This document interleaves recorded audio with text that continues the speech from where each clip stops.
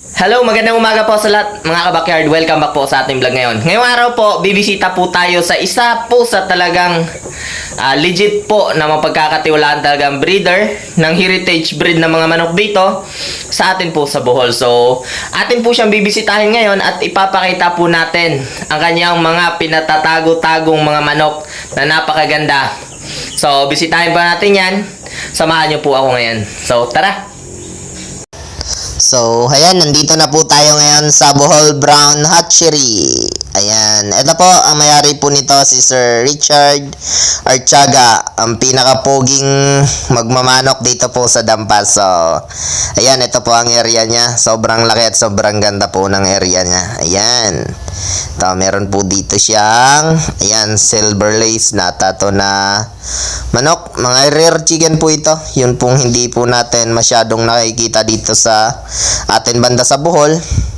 Nagbe-breeding po nito si Sir Richard. Ayan, meron po siya mga dragon fruit. Ayan. Ang ganda po ng meron pong dragon fruit dito. Pag wala pong harvest sa manok, may harvest po tayo ng bunga pag ito po'y bumulaklak at bumunga na. So, tamang-tama po sa area niya at malawak. Ito po, Golden Buff or Pington po ito. So, breeder niya po ito. Extra rooster niya po itong nasa labas. Mga pinagtatali niya po. Sobrang gaganda po at ang lalaki. Healthy po ang itsura ng mga manok na ito. So, ayan. Dito tayong banda sa mga extra raw na po ito. Rhode Island Red. Ayan. Rhode Island Red Rooster. Ito po ay Brahma po, Brahma chicken. Ito po nabulag po ito, gawa po na ng nagsabong daw po. Ayan, makikita po natin. So, inilabas niya na. So, ayan. Dito tayo banda. So, ayun. Si Sir Richard yung humihila po ng host. Ayun. Busy po siya sa pagliligo sa kanyang mga nakata. Extra rin po ito. Rhode Island Red po rin itong nakataling ito. Yan. Dun banda. Yan yung mga net na po. Yan po ay may mga manok din. Ito po exhibit show type po na BPR, Barred Plymouth Rock, na extra raw rep niya pa rin po. Hindi po niya ito ginagamit. So, nakatali po ito at dito niya inaalagaan. Ayan.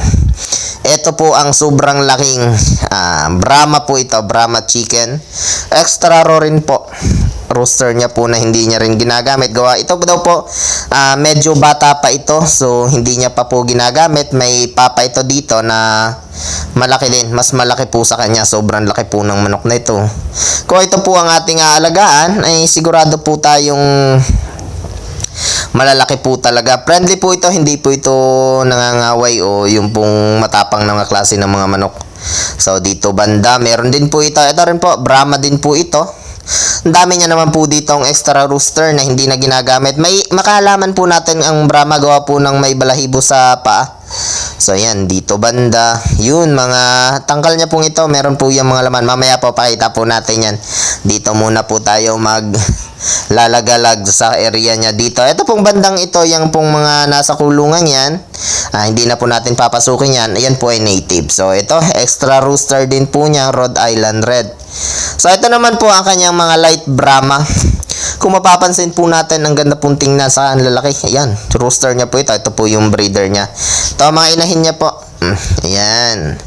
Itong rooster niya na sobrang tangkad at malaki.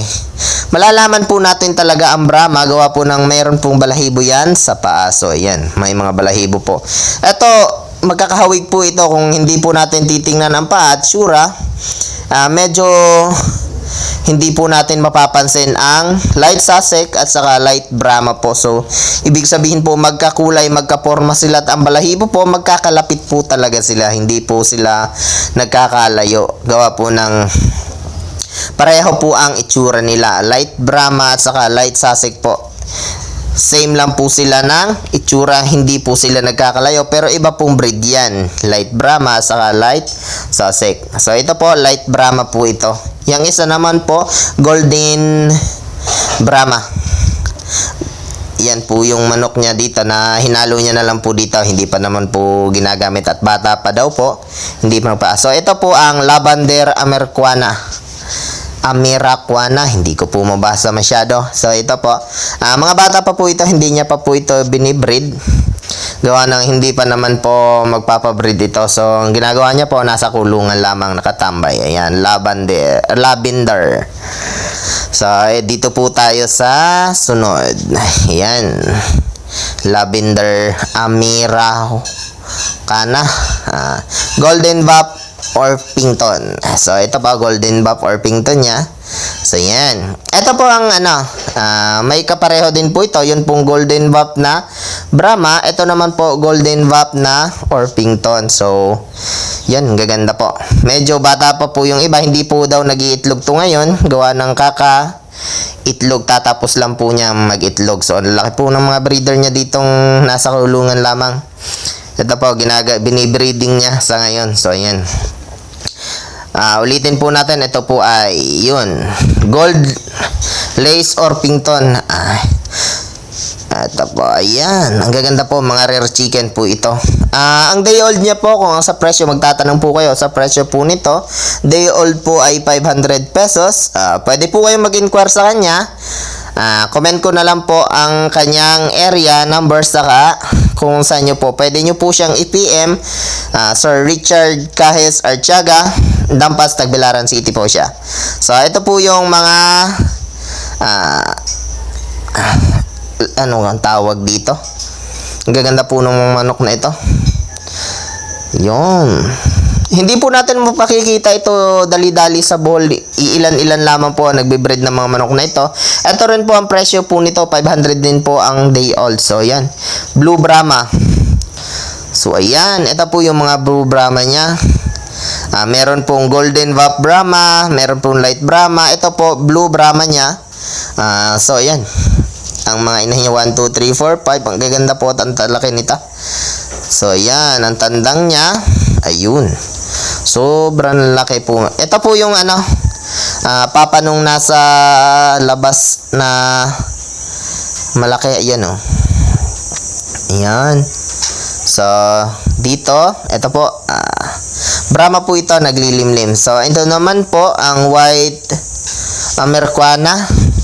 Ito po ay bata pa rin po. 4 months ata ito to 5 months. Ito daw po ay kanyang pinapalaki pa para i-breed niya po ng ito, mga Rhode Island Red na po sila.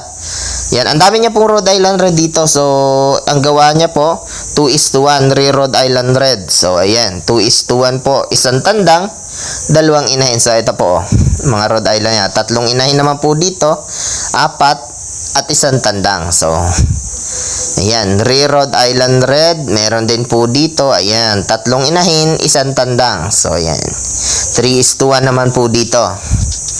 Dito sa kabila, Rhode Island Red pa rin.